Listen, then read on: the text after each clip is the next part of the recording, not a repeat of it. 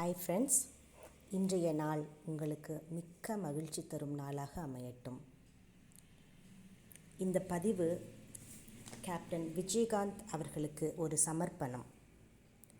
சிறந்த நடிகர், ஒப்பற்ற கலைஞர், அரசியல் ஆண்மையாளர், ஏழைகளின் வள்ளல், தொழிலாளிகளின் தோழன், எல்லாவற்றுக்கும் மேலாக நல்ல மனிதன். ஒருவர் எப்படி வாழ்ந்தார் என்பது அவரது இறப்பில் தெரியும். கேப்டன் விஜயகாந்த் அவர்களின் இறப்பில் கண்ணீர் சிந்திய அனைத்து உள்ளங்களும் அவரை ஜாதி, மதம், அரசியல் கடந்து அவரை அவருக்காக நேசித்தவர்கள். அந்த ஒப்பீடு இல்லா கலைஞனுக்கு இந்த பதிவு ஒரு சமர்ப்பணம். இன்றைக்கி நம்ம ஒரு வித்தியாசமான கதையை தான் கேட்க போகிறோம். நமது மறைந்த கேப்டன் விஜயகாந்த் அவர்கள் நடித்த தூரத்து இடிமுழக்கம் என்ற படத்தின் கதையை தான் கேட்க போகிறோம். நான் பெல்லா. 1980ஆம் ஆண்டு கேப்டன் நடித்து வெளிவந்த 3வது படம் இது. இதற்கு முன்னாடி 2 படத்தில் கேப்டன் நடிச்சிருந்தாலும் இந்த படம் கேப்டனை மக்கள் மனதில் கொண்டு சேர்த்தது. ஒரு இளம் முரட்டு வாலிபனாக, அழகான இளைஞனாக இந்த படத்தில் நமது கேப்டன் அவர்கள் நடித்து வாழ்ந்து இருப்பார். மேலும் 1981 ஜனவரி டெல்லியில் நடைபெற்ற அகில உலக திரைப்பட விழாவிற்காக தேர்ந்தெடுக்கப்பட்ட தமிழ் படம் இது. சாய் சுதா ஃபிலிம்ஸ் தயாரிச்சிருக்காங்க. டைரக்டர் கே விஜயன் இந்த படத்தை இயக்கியிருக்காரு. விஜயகாந்த், பூர்ணிமா, பீலி சிவம், ஏகே வீராசாமி மற்றும் பலர் நடிச்சிருக்காங்க. படத்தோட துவக்க காட்சியில் ஒரு சில கல்லூரி மாணவர்கள் சுற்றுலா போகிறாங்க. ஒரு கடற்கரை பகுதி அது. அங்கே ஒரு இளம் பெண்ணோட சிலை இருக்குது. ஒரு கையில் நந்தா விளக்கும், மறு கையில் வலம்புரி சங்கு விளக்கும் ஏந்தி தலைவிரி கோலமாக கண்ணீருடன் கடலை நோக்கி தவம் செய்வது போல் அந்த சிலை அமைஞ்சிருக்கு. கடற்கரை ஓரமாக அப்படி ஒரு சிலையை பார்த்ததில் மாணவர்களுக்கெல்லாம் பயங்கர ஆச்சரியம். அந்த சிலையை பற்றி தெரிஞ்சுக்கணுன்னு ஆசைப்படுறாங்க. அப்போ அவங்க கூட வர கைடு வந்து அந்த சிலையோட கதையை பற்றி சொல்கிறதா அந்த படத்தோட கதை தொடங்குது. முதல் காட்சியில் வந்து ஒரு கடற்கரை, அதில் ஓரமாக ஒரு பெரியவர், பெரிய மூப்பன் அவரோட பேர். அவர் வந்து சூரிய நமஸ்காரம் பண்ணிவிட்டு அப்படியே வந்துட்டுருக்கும்போது ஒரு சிறிய படகு கரை ஓரமாக ஒதுங்குது. அதிலிருந்து குழந்தையோட அழுகுரல் கேட்குது. அந்த மூப்பன் ஓடி போய் அந்த குழந்தை தூக்குறாரு. அந்த படகுக்குள்ளே 2 பேர் ரத்த சகதியில் செத்து கிடக்குறாங்க. அதை பார்த்து அதிர்ச்சியாகி நிற்கிறாரு பெரிய மூப்பன். அந்த கிராமத்தை பற்றி சொல்லணுன்னா, ஒரு கடற்கரை ஒட்டிய அழகிய கிராமம். அந்த கிராமத்தில் குயவர் இனத்தை சேர்ந்தவர்களும் மீனவர் இனத்தை சேர்ந்தவர்களும் இந்த பெரிய மூப்பனோட கட்டுப்பாட்டில் ஒற்றுமையாக வாழ்ந்துட்டு வராங்க. ஆனால் அவங்க ஒருத்தருக்குள்ளே ஒருத்தர் மன உறவு செஞ்சுக்க மாட்டாங்க. அப்படி இருக்கிற அந்த கிராமத்தில் ஒரு பெரியவர் இருக்கிறாரு, பானை செய்கிற ஒரு பெரியவர். அவருக்கு ஒரே ஒரு பேத்தி இருக்கா. அந்த பேத்தி பேர் செல்லி. அந்த செல்லி தான் நம்மளோட கதாநாயகி. ரொம்ப அழகான துடிப்பான பெண் செல்லி. செல்லிக்கு வந்து ஒரு முரட்டு முறைமாமன் இருக்கிறான். அவன் பேர் மாரி. அவனுக்கு செல்வி மேலே ஆசை. ஆனால் செல்லி வந்து மீனவர் குடியை சேர்ந்த பொன்னனை விரும்புகிறான். பொன்னன் பெரிய மூப்பனால் வளர்க்கப்பட்ட ஒரு அனாதை சிறுவன். அழகும் துடிப்பும் மிக்க ரொம்ப பண்பான ஒரு இளைஞனாக அவன் வளர்ந்துட்டு வரான். அவனுக்கும் செல்லி மேலே காதல் இருக்கு. இவங்க 2 பேரும் காதலிக்கிறது, அங்கங்கே சுற்றி திரியிறது, இதை வந்து முறை மாமன் பார்க்குறான், மாறி பார்க்குறான். பார்த்துட்டு அவனுக்கு பயங்கர கோபம். அவரோட வீட்டில் பெரியவர் தாத்தா கிட்ட போய் அடிக்கடி அவன் சண்டை போடுறான். நீங்கள் என்னை ஏமாற்ற பார்க்குறீங்களா அப்படின்னு சொல்லி அவன் பயங்கரமாக சண்டை போடுறான். இது தொடர்ந்துட்டு தான் இருக்குது. இப்படி இருக்கிற சூழ்நிலையில் கிராமத்தில் படகு விடும் போட்டி நடக்குது. படகு விடுறதுல பொன்னன் ரொம்ப திறமை வாய்ந்தவன். அவன் வந்து அந்த படகு போட்டியில் ஜெயிக்கிறான். செல்லிக்கு ஒரே கொண்டாட்டம். அந்த ஊர் வழக்கப்படி ஆண்டுக்கு ஒரு தடவை கிளித்தீவு அப்படின்ற ஒரு தீவில் அவர்களோட முன்னோரோட சமாதிக்கு ஊர்லேருந்து ஒரு முக்கியமான மனிதர் போய் பூஜை செஞ்சு வான வேடிக்கை வைப்பாங்க. அந்த வான வேடிக்கையை பார்த்ததுக்கு அப்புறம்தான் ஊரில் இருக்கிறவங்கெல்லாம் விரதத்தை முடித்து அவங்க உணவு உண்பாங்க. அப்படி போய் அந்த கோயிலில் பூஜை பண்ணுறது ஒரு மரியாதைக்குரிய விஷயமாக அந்த கிராமத்தில் பார்க்கப்படுது. இந்த வருடம் வந்து பெரிய மூப்பன் அந்த வேலையை பொண்ணுக்கிட்ட கொடுக்குறாரு. பொண்ணனும் சந்தோஷமாக அந்த வேலைக்காக போகிறான். செல்லி அவனை வழி அனுப்பி வைக்கிறா. அவன் போய் அந்த கிளித்தீவில் பூஜையெல்லாம் முடிச்சுட்டு வான வேடிக்கை வைக்கிறான். ஊர் மக்கள் வந்து சந்தோஷமாக அவங்களோட விரதத்தை முடிக்கிறாங்க. நம்ம செல்லியும் பொண்ணனும் காதலிக்கிறாங்க இல்லையா? ஸோ அவங்க வந்து வேறு வேறு இனத்தை சேர்ந்தவங்க. அவங்க திருமணம் செஞ்சுக்க முடியாது அவங்க ஊர் வழக்கப்படி. இவங்க காதலிக்கிறது ஊரில் வந்து ஒரு பேச்சாக மாறுது. அவன் முரட்டு மாமன் இருக்கா இல்லையா, மாறி அவன் பயங்கர கோவத்தில் வேற இருக்கான். இப்படி இவங்க வந்து பேசிக்கிட்டு இருக்காங்க, கடற்கரையில் உட்காந்து பேசிகிட்டு இருக்காங்க. செல்லி பொண்ணுன்னுட்ட கேட்குறா, நம்ம இந்த ஊரில் இருக்க வேண்டாம், வேற எங்கேயாவது போயிடலாம், வேற எங்கேயாவது போய் நம்ம சந்தோஷமாக வாழலான்னு சொல்லி அவங்ககிட்ட கேட்டுட்டு இருக்கா. மாறி கொஞ்ச நாளுக்கு பொறு, ஆடி மாதம்லாம் முடியட்டும், அதுக்கப்புறம் நம்ம ஒரு நல்ல முடிவாக எடுப்போம். இப்படி அவங்க பேசிகிட்டு இருக்கும்போது பயங்கரமாக காற்று மழையும் பெய்ய ஆரம்பிச்சிருச்சு. இவங்க 2 பேரும் ஓடி போய் அங்கே ஒரு கோயில் ஒன்று இருக்குது. அது வந்து அவங்களோட குலதெய்வ கோயில். பம்பாதேவி தான் அவங்களுடைய குலதெய்வம். அந்த கோயிலுக்குள்ளே ஓடி போய் அவங்க வந்து மழைக்காக ஒதுங்கி நிற்கிறாங்க. இதை பார்த்து அவளோட முரட்டு தாய்மாமன் இருக்கான் இல்லையா, மாறி, அவன் ஒரு கல் எடுத்து அந்த கோயிலுக்குள்ளே நந்தா விளக்கு ஒன்று இருக்கும், அந்த விளக்கை உடைச்சிடுவான். அடுத்த காட்சியில் வந்து பஞ்சாயத்து கூடுது. பஞ்சாயத்தில் வந்து எப்படி இந்த விளக்கு உடஞ்சிது, நீ யார் கூட கோயிலில் இருந்த அப்படின்னு சொல்லி செல்லியை விசாரிச்சிட்ருக்காங்க. அவங்க ஊர் வழக்கப்படி ஒரு ஆணும் பெண்ணும் கல்யாணத்துக்கு முன்னாடி தனியே இந்த மாதிரியெல்லாம் சந்திச்சா அந்த ஆண்மகனை வந்து அவங்க வந்து கட்டி கடலில் தூக்கி போட்டுருவாங்க. அதுதான் அவங்களோட வழக்கம். இதுக்காக பயந்துட்டு செல்லி வந்து சொல்லவே மாட்டேன்றா, யாருன்னு சொல்ல மாட்டேன்றா. பொன்னன் மறைஞ்சு நின்று பார்த்துட்டு தான் இருக்கான், இதை சொல்ல மாட்டேன்றா. எவ்வளவோ மிரட்டி கேட்குறாங்க, ஆனாலும் சொல்ல மாட்டேன்றா. அதனால் வந்து அவளோட தூய்மை நிரூபிக்கிறதுக்காக அவங்க குல வழக்கப்படி வந்து அவளுக்கு வந்து ஒரு சடங்கு வந்து அவங்க விதிக்கிறாங்க. அவள் வந்து வயிற்றில் வந்து பச்சை மண்பானையை, அதாவது சுடாத மண்பானையை கட்டிக்கிட்டு அங்கே ஒரு காயல் ஒன்று இருக்கும். அந்த காயலை வந்து நீந்தியே கடந்து கரைக்கு வரணும். கரைக்கு வந்து அப்படி அவள் நீந்தி வரும்போது அந்த மண்பானை கரையாமல் இருக்கணும் தண்ணியில். அப்படி வந்துட்டாள்னா அவளோட கையாலே ஒரு பிடி மண் எடுத்து அதில் வச்சு நந்தா விளக்கு செஞ்சு திருப்பி கோயிலில் வைக்கணும். அப்படி வச்சாதான் அவள் தூய்மையானவ அப்படின்றது வந்து அந்த ஊர் நம்பும். அப்படின்றது அவங்களோட ஒரு சடங்கு. சொல்லி அதே மாதிரி பண்ணுறா. பச்சை மண் பானையை வந்து வயிற்றில் கட்டிக்கிட்டு அந்த காயிலேயே நீந்தி போய் ஒரு பிடி மண் எடுத்து அவளே நந்தா விளக்கு செஞ்சு பூஜையெல்லாம் செஞ்சு கொண்டு வந்து அந்த கோயிலில் வந்து அவள் வைக்கிறா. இந்த பொண்ணுன்னு வந்து அவளுக்காக வேண்டிக்கிட்டு அவள் நம்மளை காட்டி கொடுக்கலையே, அவள் வந்து இந்த சடங்கை நல்ல மாதிரி செஞ்சு முடிக்கணும்னு சொல்லி அவனும் வேண்டிக்கிட்டு அவங்ககிட்ட ஒரு வலம்புரி சங்கு ஒன்று இருக்கும். அந்த சங்கு வந்து விளக்கேற்றி அந்த சங்கை கொண்டு வந்து அவனும் அந்த பம்பாதேவி கோயிலில் வச்சு 2 பேருமே வணங்குறாங்க. இப்படியா வந்து அவங்களோட அந்த சடங்கு வந்து நிறைவேறுது. இப்படி இருக்கும்போது கடலில் மீன்பிடி காலம் வருது.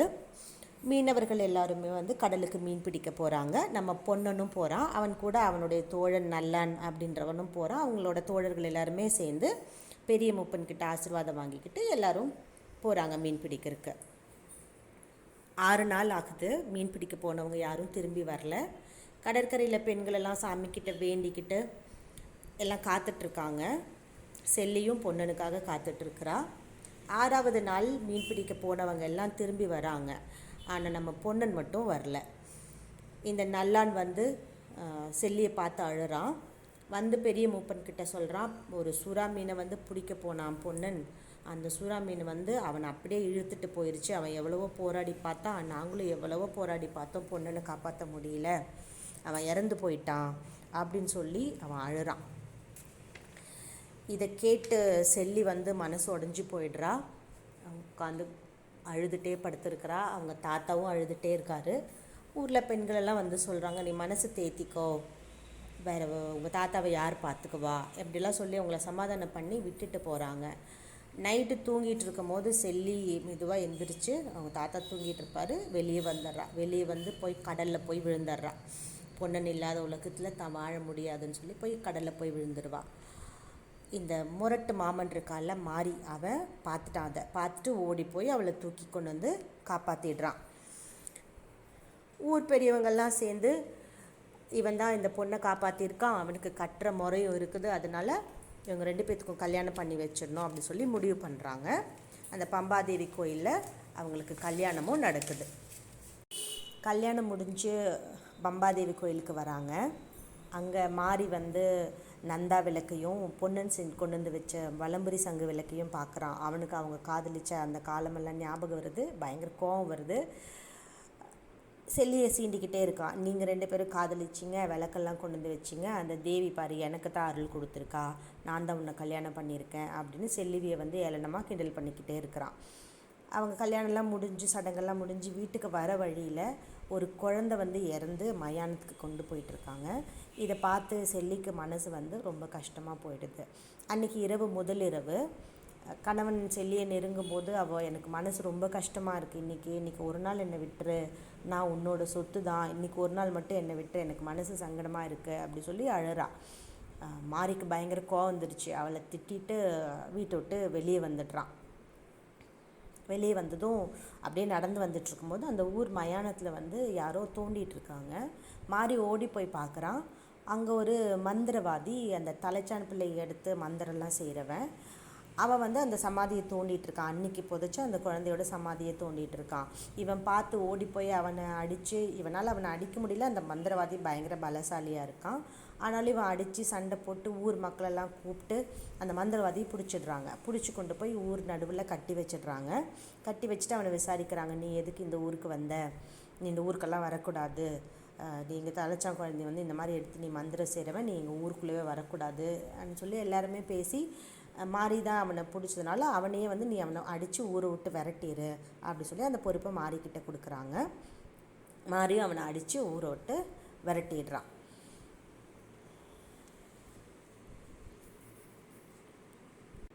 ஒரு நாள் மாறி செல்லியை வந்து கடற்கரைக்கு கூட்டிகிட்டு போகிறான். இங்கே தான் நீயும் பொண்ணனும் காதலித்து சுற்றிட்டு இருந்தீங்க, நான் பாரு உன்னை கல்யாணம் பண்ணிக்கிட்டேன். அப்போவும் அவளை வந்து அவள் வம்புக்கு இழுத்துட்டே இருக்கிறான். செல்லி பயங்கர சோகத்தோடு இருக்கான். இப்படி இவங்க 2 பேரும் அந்த கடற்கரையில் இருந்துகிட்ருக்கும் போது இறந்ததாக நம்ம நினச்சிட்ருக்கிற அந்த பொன்னன் வந்து திரும்பி வரான். கையில் ஒரு விளம்பரி சங்கு எடுத்துகிட்டு அவன் திரும்பி வரான். அவனை சில பேர் வந்து காப்பாற்றியிருப்பாங்க. அவன் உயிர் பொழைச்சி ஊருக்கு திரும்பி வரான். ஊருக்கு திரும்பி வரவன் கடற்கரையில் மாரியும் பொன்னனும் உட்காந்து பேசிகிட்டு இருக்கிறத பார்க்குறான். அவள் கழுத்தில் தாலியை பார்க்குறான். இவங்க 2 பேருக்கும் கல்யாணம் ஆயிடுச்சு அப்படின்னு சொல்லி தெரிஞ்சு மனசு ரொம்ப உடஞ்சி போகிறான். அவன் வந்து யோசிக்கிறான், ஏதோ ஒரு இக்கட்டான சூழ்நிலையில் தான் அந்த செல்லி வந்து அவனை கல்யாணம் பண்ணிக்கிறதுக்கு சம்மதிச்சிருப்பா, இனிமேல் நம்ம இந்த ஊரில் இருந்தோன்னா செல்லியோட வாழ்க்கைக்கு அது வந்து நல்லா இருக்காது அப்படின்னு யோசிச்சுட்டு ரொம்ப மனசு வருத்தத்தோட பெரிய மூப்பனோட வீட்டுக்கிட்ட போகிறான். கதவு சாத்தியிருக்கு. அந்த கதவுக்கு வெளியவே அவன் கொண்டு வந்த அந்த வலம்புரி சங்கையும் அவனோட வலையையும் அங்கே வச்சுட்டு மூப்பன்கிட்ட மானசீகமாக மன்னிப்பு கேட்குறான். நீங்கள் என்னை எவ்வளோ அன்பாக வளர்த்தீங்க, வயசான காலத்தில் உங்கள் கூட இருந்து உங்களுக்கு உதவி பண்ணுறதுக்கு என்னால் முடியல, நான் இங்கே இருந்தேன்னா செல்லியோட வாழ்க்கைக்கும் எனக்குமே அது நல்லதில்லை, அதனால நான் வெளியூருக்கு எங்கேயாவது போகிறேன், நான் இங்கே இருக்க மாட்டேன் அப்படின்னு சொல்லி அழுது அவர்கிட்ட மானசீகமாக மன்னிப்பு கேட்டுட்டு அந்த ஊரை விட்டு பொன்னன் வந்து வெளியே கிளம்பி போயிடுறான். செல்லி ஒரு மாதிரி மனசெல்லாம் மாற்றிக்கிட்டு மாறி கூட சேர்ந்து வாழ ஆரம்பிக்கிறா. அவங்களுக்கு ஒரு ஆண் குழந்தை பிறக்குது.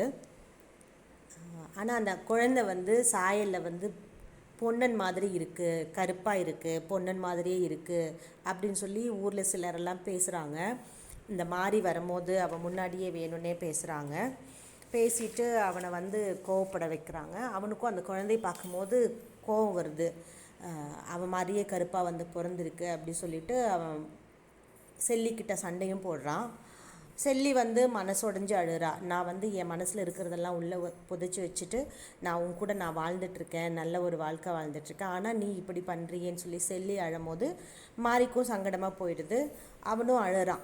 சரி, நான் யாரோ பேச்சு கேட்டு நான் இந்த மாதிரி பண்ணிட்டேன், இனிமேல் அப்படிலாம் பண்ண மாட்டேன். ஆனாலும் மனசுக்குள்ளே வந்து ஒரு சிறு சலனம் எப்பவும் இருந்துக்கிட்டே இருக்குது அந்த குழந்தையை பார்க்கும்போது. இந்த மாதிரியான சூழ்நிலையில் கிளித்தீவில் விளக்கு வைக்கிற அந்த நாள் திரும்ப வருது. இந்த மந்திரவாதியெல்லாம் பிடிச்சி கொடுத்து ஊருக்கு நல்லதெல்லாம் பண்ணியிருக்கா இல்லையா மாறி. ஸோ அதனால் மாரிக்கு வந்து அந்த பொறுப்பு வந்து பெரிய மூப்பன் வந்து கொடுக்குறாரு. நீ போய் அந்த கிளித்தீவில் விளக்கு வச்சுட்டு வரணும் அப்படி சொல்லி. அவனும் கிளித்தீவில் விளக்கு வைக்கிறதுக்காக விளக்கு பூஜை சாமானுங்களெல்லாம் எடுத்துக்கிட்டு போகிறான். அவன் போகிற வழியில் அந்த ஊரில் வம்பு பேசுவாங்க இல்லையா, அவங்க சில பேர் வந்து நீ வந்து பொண்ணனோட குழந்தைய தான் நீ வளர்க்குற, நீ ஏமாளி ஆயிட்ட அப்படி சொல்லி அவனை ஏற்றி விடுறாங்க. அவனுக்கும் பயங்கரமாக கோவம் வந்துடுச்சு. அவங்களெல்லாம் திட்டிட்டு போகிற வழியில் விளக்கு வைக்க போகிற வழியில் என்னை ஏன்டா இப்படி பண்ணுறீங்க சொல்லி பேசிட்டு அவன் கிளித்தீவுக்கு கிளம்பி போகிறான். கிளித்தீவில் போய் அவன் விளக்கெல்லாம் வைக்க ஏற்பாடு பண்ணிகிட்டு இருக்கும்போது அந்த மந்திரவாதி, இவன் அடித்து விரட்டினா இல்லையா, அந்த மந்திரவாதி அந்த கிளித்தீவில் இருக்கான். இவன் பார்த்து பயந்துட்டு அவன் அடிக்க போகிறான் அப்படி சொல்லி அவன் பயந்துட்டு, அந்த மந்திரவாதி பயங்கர பலசாலியாக இருக்கான். அவன் அடிக்க போகிறான்னு இவன் பயந்துட்டு இருக்கும்போது அந்த மந்திரவாதி சொல்கிறான், நான் உன்னை அடிக்கலாம் மாட்டேன், பயப்படாத அப்படி சொல்லி, நீ என்ன பண்ணிகிட்ருக்க இந்த தீவில், நீ என்ன பண்ணிகிட்ருக்கன்னும் போது அந்த மந்திரவாதி வந்து ஒரு தங்க கட்டியை வந்து மாரிக்கிட்ட காட்டுறான். மாரிக்கு பார்த்து பயங்கர ஆச்சரியம், இது எப்படி கிடைச்சது அப்படின்னா, இது வந்து நான் பூஜை பண்ணி இந்த மாதிரி நான் தங்க கட்டிகளை எடுப்பேன், நான் உனக்கும் வேணும்னா நான் இந்த மாதிரி கொடுக்குறேன், அதுக்கு நீ சில வேலைகள் எனக்கு பண்ணணும் அப்படி சொல்லி மாரிக்கிட்ட அந்த மந்திரவாதி கேட்குறான். மாரி என்ன வேணும்னு கேட்கும்போது, எனக்கு ஒரு தலைச்சாம்பிள்ளை வேணும், நீ எனக்கு கொண்டு வந்து தரணும், அதோட ஒரு வலம்புரி சங்கு எனக்கு வேணும், இது ரெண்டும் கொண்டு வந்தீங்கன்னா உனக்கு நான் தங்க கட்டிகளாக உனக்கு நான் வந்து மந்திரத்தால் வரவழைச்சி கொடுப்பேன் அப்படின்னு சொல்லி மாரியோட மனசை கலைக்கிறான் இந்த மந்திரவாதி. மாரிக்கு வந்து எப்படி குழந்தைய நான் எப்படி கொண்டு வருவேன், எந்த குழந்தைய கொண்டு வருவேன்னு யோசிக்கும்போது, உனக்கு தான் ஒரு குழந்தை பிறந்திருக்கு, பொண்ணனோட சாயலில் உனக்கு ஒரு அவமான சின்னமாக அந்த குழந்தை இருக்குது, அந்த குழந்தைய நீ கொண்டு என்கிட்ட கொடுத்துரு அப்படின்னு சொல்லி அந்த மந்திரவாதி வந்து மாரியோட மனசை வந்து ரொம்ப வந்து பேசி அவனோட மனசை மாற்றி அவனை அனுப்பிச்சி விட்றான். இவனும் பூஜைகளை முடிச்சுட்டு வீட்டுக்கு வரான். வீட்டுக்கு வந்து அவனுக்கு அதே சிந்தனை, எப்படி குழந்தைய கொண்டு போகிறது, வலம்புரி சங்கை எப்படி கொண்டு போகிறது, அந்த மந்திரவாதி வலம்புரி சங்கம் வேணும்னு கேட்பான். ஸோ அந்த வலம்புரி சங்கை எப்படி கொண்டு போகிறதுன்னு இதே யோசனையும் படுத்து நைட்டு வந்து தூங்குறாங்க. அவனும் செல்லி குழந்தைய வந்து தொட்டிலில் போட்டுட்டு செல்லி வந்து படுத்து தூங்குறாங்க. செல்லி வந்து அவங்ககிட்ட ஆசையாக நெருங்கி வரும்போது இவன் தான் அந்த குழந்தைய கொண்டு போகிற சிந்தனையில் இருக்கான் இல்லையா, அவன் வந்து ஒதுக்கி விட்டுட்டு அவன் பாட்டுக்கு தூங்குறான். செல்லியும் கோவமாக திரும்பி படுத்து அவன் பாட்டுக்கு தூங்குறான். இப்படி இருக்கும்போது அந்த நல்லான் பொன்னன் கூட கடலுக்கு போனான் இல்லையா, அந்த நல்லான் வந்து வெளியூருக்கு போயிருப்பான் அன்னைக்கு. அங்கே வந்து பொன்னனை சந்திப்பான். அவன் பொன்னனை சந்தித்து, பொன்னா நீ உயிரோடு தான் இருக்கியா, நீ ஏன் எங்களுக்கெல்லாம் சொல்லவே இல்லை, நீ ஏன் இப்படி மறைஞ்சு வாழ்கிற அப்படி சொல்லி ரொம்ப ஆச்சரியப்பட்டு அவன் பொன்னன்கிட்ட அவன் பேசுகிறான். அப்போ பொன்னன் சொல்கிறான், இல்லைடா நான் வந்த ஊருக்கு அங்கே வந்து செல்லிக்கு இந்த மாதிரி கல்யாணம் முடிஞ்சிருச்சு, நான் அந்த ஊரில் இருந்தேன்னா செல்லியோட வாழ்க்கைக்கு அது வந்து நல்லா இருக்காது, எனக்குமே அது நல்லா இருக்காது, அதனால தான் நான் வந்து அனாதை மாதிரி இந்த ஊரில் வந்து நான் வாழ்ந்துட்டுருக்கேன் அப்படின்னு சொல்லி நல்லான்கிட்ட சொல்கிறான். நல்லான் அவனை ரொம்ப வற்புறுத்தி பெரிய மூப்பன்கிட்ட கூட்டிகிட்டு வரான். அந்த இரவு பெரிய மூப்பன் வந்து சொல்கிறாரு, நான் பார்த்த வாசலில் வந்து அந்த வலம்புரி சங்கையும் வலையும் பார்க்கும்போதே எனக்கு தெரியும் நீ உயிரோட தான் எங்கேயோ இருக்கேன்னு சொல்லி, என்றைக்காவது ஒரு நாள் நீ என்னை சந்திக்க கண்டிப்பாக வருவேன்னு தான் நான் காத்துட்ருந்தேன் பொண்ணா, நீ வந்ததில் எனக்கு ரொம்ப சந்தோஷம் அப்படின்னு சொல்லி அவங்க பேசிட்டு வீட்டுக்குள்ளே இருக்கிறாங்க. இங்கே செல்லியோட வீட்டில் நடுராத்திரியில் மாறி மெதுவாக எந்திரிச்சு அந்த குழந்தைய வந்து மேலே தூக்கிக்கிட்டு அந்த வீட்டை விட்டு வெளியே வரான். வெளியே வந்து அந்த பம்பாதேவி கோயிலுக்கு வரான். கோயிலுக்கு வந்து அங்கே பொன்னன் வச்ச அந்த வலம்புரி சங்கு இருக்குது, அதையும் ஊதி அணைச்சி அதையும் எடுத்துக்கிறான். எடுத்துட்டு அவன் வந்து ஒரு படகுல ஏறி அந்த கிளித்தீவு நோக்கி போகிறான் மந்திரவாதிக்கிட்ட. வீட்டில் திடீர்னு முழிச்சு பார்த்த செல்லி குழந்தைய காணோம். குழந்தைய காணாமல் பதறா. ஓடி வந்து தாத்தாவை எழுப்புறா, தாத்தா குழந்தைய காணோம், அந்த மனுஷனையும் காணோம்னு சொல்லி 2 பேரும் ஓடி வந்து வெளியே பார்க்கும்போது இவன் வந்து குழந்தையோட படகுல வந்து அந்த கிளித்தீவு நோக்கி நடுக்கடலில் போயிட்டுருக்கிறான். செல்லிக்கு ஒரே வருத்தமாயிடுது, இவே நடுக்கடலில் குழந்தைய எடுத்துகிட்டு போகிறான்னு சொல்லி ஓடி போய் அந்த பம்பாதேவி கோயிலுக்கு போய் அந்த தேவிக்கிட்ட முறையிட ஓடுறா.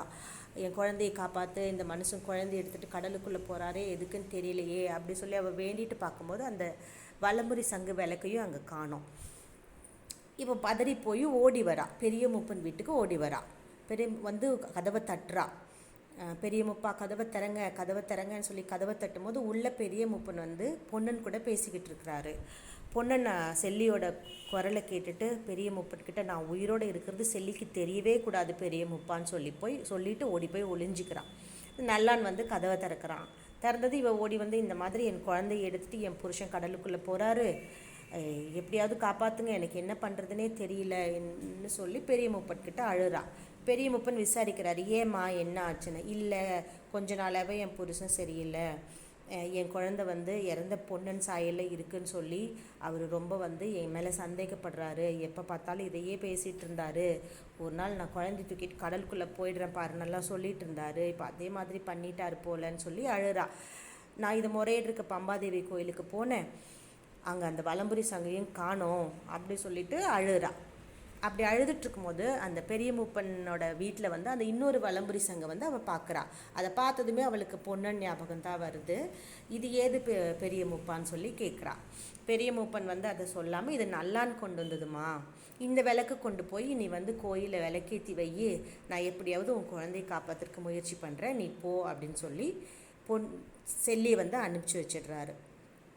அனுப்பி வச்சுட்டு பொன்னன்கிட்ட வந்து பெரிய மூப்பன் சொல்கிறாரு, பொன்னா நீ வந்து வந்தது ரொம்ப நல்லதாக போயிடுச்சு, இந்த சூழ்நிலையில் நீ வந்தது ரொம்ப நல்லது, நீ போய் அந்த குழந்தையை காப்பாற்று, நீ தான் ரொம்ப வேகமாக படகு விடுவியே, சீக்கிரமாக போய் அந்த குழந்தையை காப்பாற்று அப்படின்னு சொல்லி அனுப்பிச்சி வைக்கிறாரு பொன்னனை. நல்லானும் பொன்னனும் வராங்க. நல்லான் வந்து நீ முன்னாடி போனா, நான் போய் ஊரில் இருக்கிற ஆளுங்களெல்லாம் கூட்டிகிட்டு நான் வரேன், நீ முன்னாடி போ அப்படின்னு சொல்லி அனுப்பிச்சி வைக்கிறான். இங்கே கிளித்தீவில் வந்து குழந்தைய வந்து கீழே படுக்க வச்சு பூஜையெல்லாம் அந்த மந்திரவாதி போட்டுட்ருக்கிறான். மாறி வந்து தள்ளி நின்று பார்த்துட்ருக்கான். இதை பார்க்க பூஜையெல்லாம் பார்க்க மாறிக்கு மனசு பதைச்சி போகுது. அந்த குழந்தைய வெட்டுற நேரத்தில் ஓடி வந்து அந்த மந்திரவாதியை பிடிச்சிட்டு, என் குழந்தைய நான் வந்து வெட்ட விட மாட்டேன், யார் என்ன சொன்னாலும் சரி, அவன் என்னோட குழந்தை, என் குழந்தை எனக்கு வேணும், எனக்கு தங்கமெல்லாம் எதுவுமே வேண்டாம், என் குழந்தை தான் எனக்கு வேணும்னு சொல்லி அந்த மந்திரவாதி கூட பயங்கரமாக சண்டை போடுறான். அந்த மந்திரவாதி விடலை, இவனை போட்டு பயங்கரமாக அடிக்கிறான், குழந்தைய வெட்ட போகிறான், இவனும் விடாமல் போராடுறான், கடைசி வரைக்கும் போராடிட்டு இருக்க. இங்கே பொன்னன் வந்து வந்துக்கிட்டே இருக்கிறான், படகுல வந்து கிளித்தீவுக்கு வந்துகிட்டே இருக்கிறான். பொன்னன் கிளித்தீவில் வந்து ஓடி வந்து பார்க்கும்போது குழந்தை அழுதுட்டுருக்கு.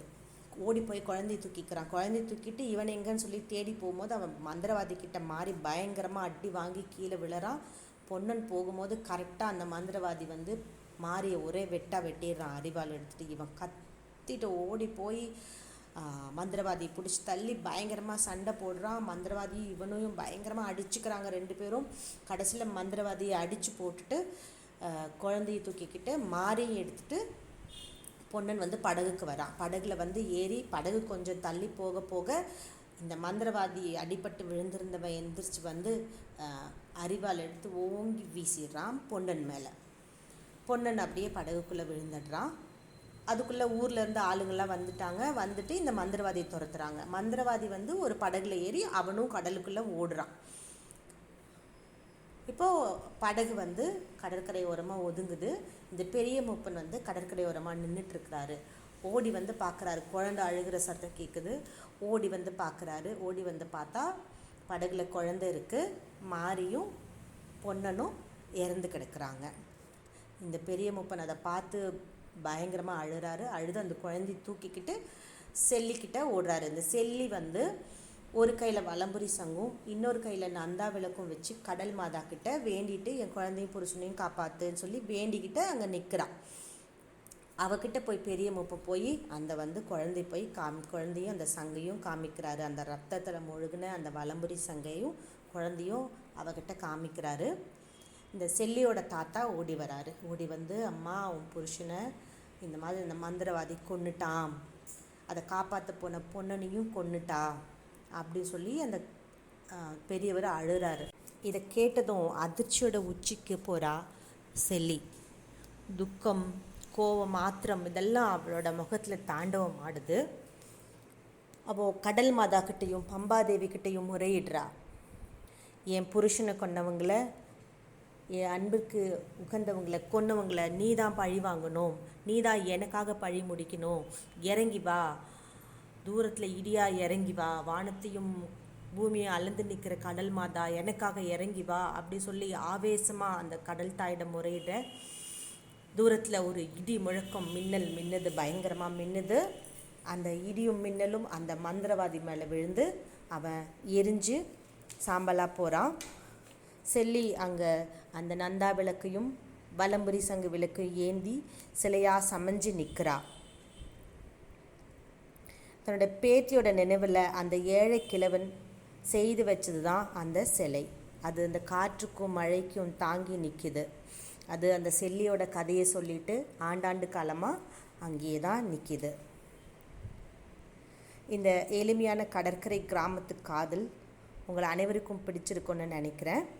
பிடிச்சிருந்துச்சுன்னா ஒரு லைக் பண்ணுங்கள். அப்படியே நம்மளோட சேனலை சப்ஸ்கிரைப் பண்ணுங்கள். நம்ம ரமணிச்சந்திரன் அம்மாவோட இவள் ஒரு புது கவிதை நாவலோட 5வது அத்தியாயத்தில் சந்திக்கலாம்.